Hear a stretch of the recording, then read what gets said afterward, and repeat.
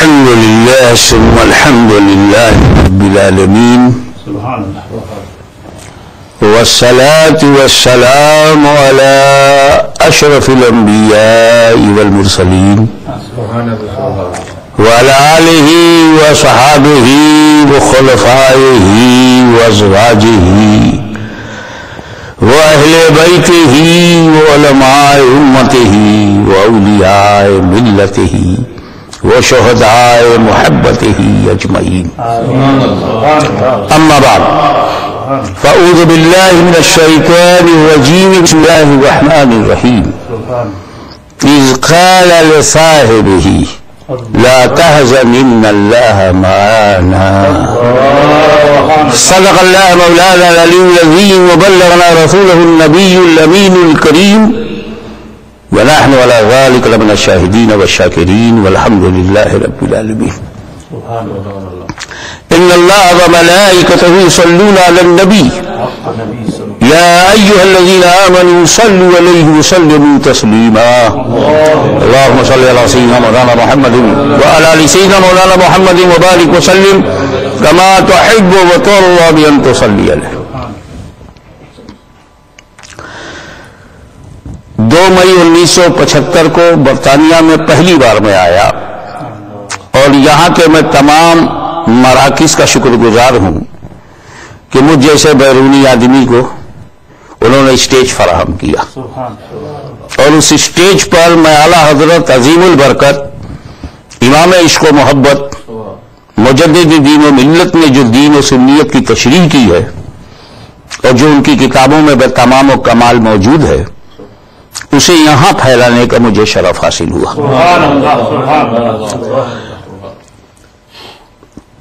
30-40 مرتبہ برطانیہ آ چکا ہوں اور پھر اپنے سلسلے کے لوگ بلاتے رہے لیکن اسٹیج تو یہاں کے مقامی لوگوں نے ہمیں دیا. کبھی کانفرنس کا اسٹیج ملا, کبھی عرس کا اسٹیج ملا, کبھی جلسوں کا اسٹیج ملا, کبھی مساجد میں بلایا گیا اور ابھی ہال میں مجھے بلا کر کے تقریر کرائی گئی. آج میں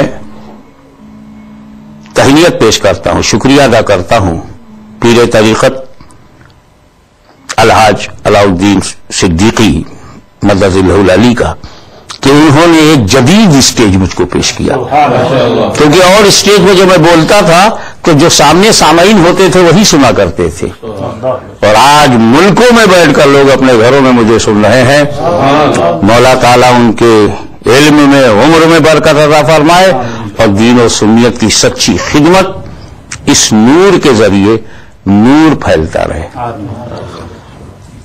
میں چاہوں گا کہ میں اپنے والد بزرگوار کے چند اشعار سے اپنے کلام کی ابتدا کروں. مخدوم الملت حضور محدث اعظم ہند کشوشوی ہند و پاک کے اس بطن جلیل کا نام ہے جس نے ہندوستان میں رہ کر قیام پاکستان میں رہبری کی, صدارت کی اور شانہ بشانہ رہے. ان کا کلام بر صغیر کے لیے ایک معتبر نظریہ ہے. تو میں چاہتا ہوں کہ مخدوم الملت حضور محدث اعظم ہند نے جو کچھ اشعار فرمائے ہیں اس سے میں اپنی گفتگو کو شروع کروں. نام ہی نام ہے جو کچھ ہے حقیقت کے سوا. Only name if it is against the reality. نام ہی نام ہے جو کچھ ہے حقیقت کے سوا. راستہ کوئی نہیں ان کی شریعت کے سوا.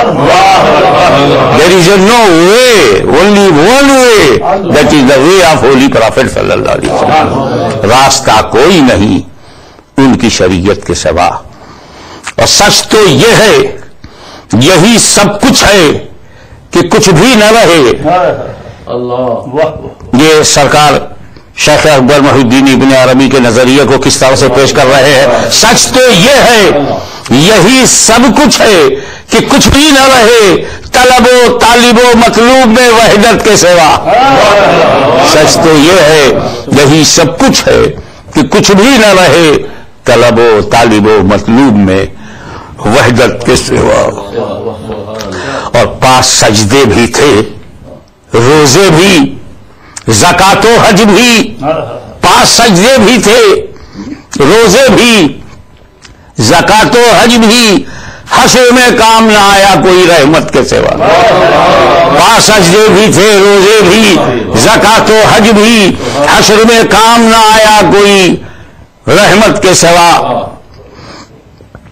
یہاں پر علماء کرام بھی موجود ہیں، اور جو علماء کرام سن رہے ہیں وہ ایک محدث اعظم نے ایک قافیہ استعمال کیا ہے کہ جو علماء ہیں وہ دلیل پر غور کریں اور جو شعراء کرام ہیں وہ قافیے پر غور کریں۔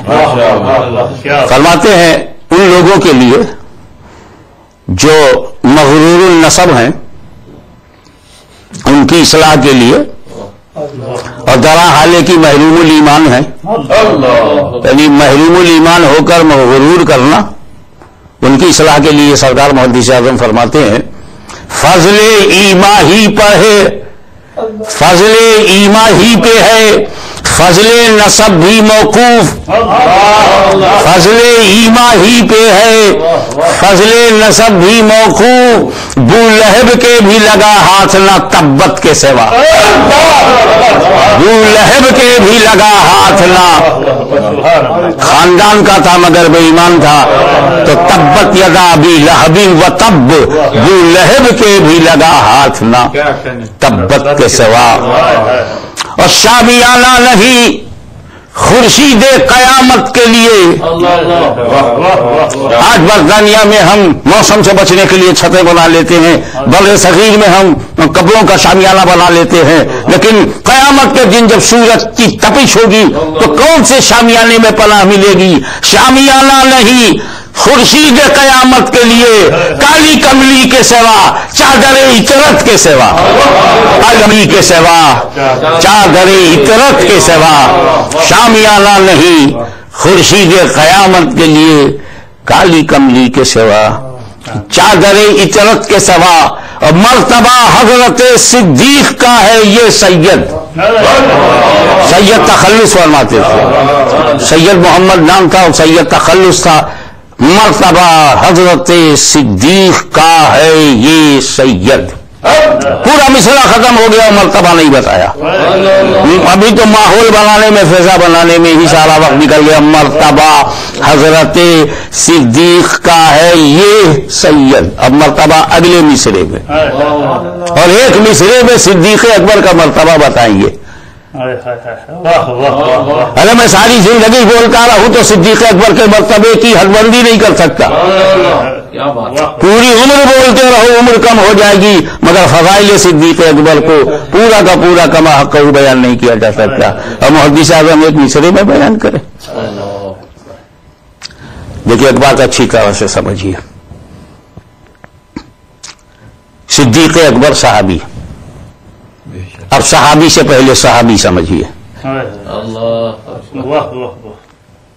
صحابی کی ڈیفینیشن جو بہت ہی عام اور متفقہ ہے،